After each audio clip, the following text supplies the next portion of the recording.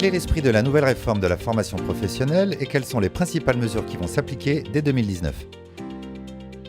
Le principal enjeu de la loi pour la liberté de choisir son avenir professionnel est d'élever le niveau de compétence des salariés.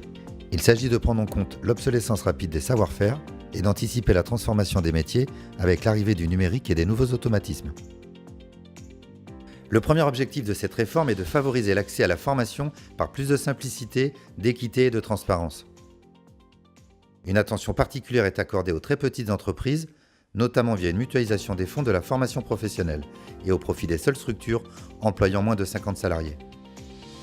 Les individus les moins qualifiés et les plus fragiles sont également visés.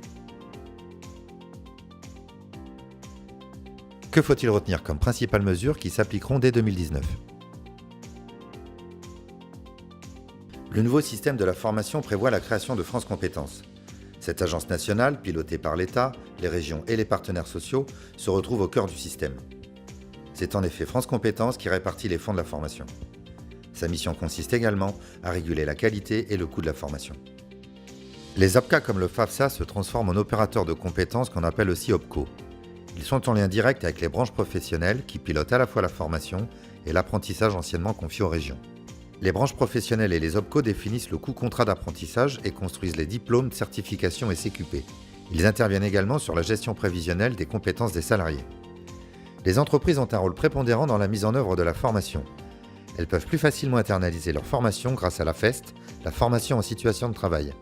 Quant aux organismes de formation, ils sont amenés à développer la formation à distance.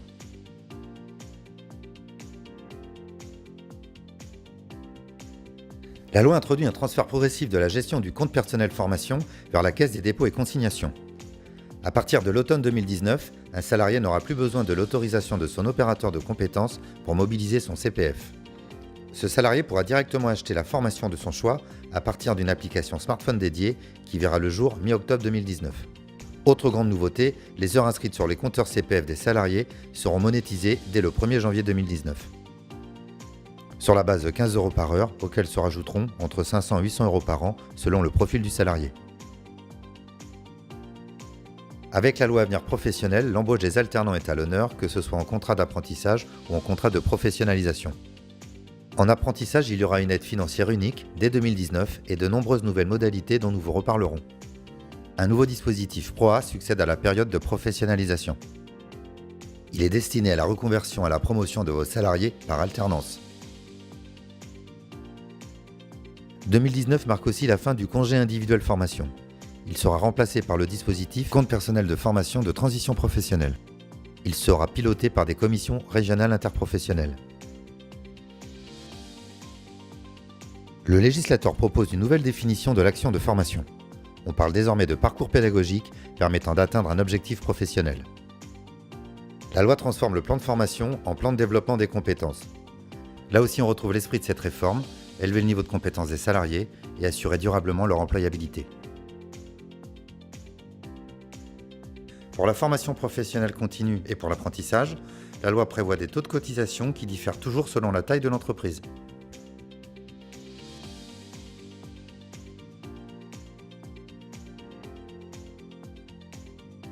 Un nouvel échéancier de versement prévoit un système de double collecte et une année blanche pour la taxe d'apprentissage au titre de 2019.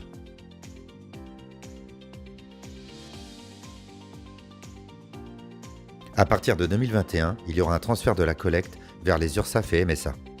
Pour en savoir plus sur ce nouvel échéancier de versement et plus généralement sur toutes les nouvelles mesures qui s'appliqueront dès 2019, merci de vous reporter à notre plaquette d'informations qui sera prochainement disponible.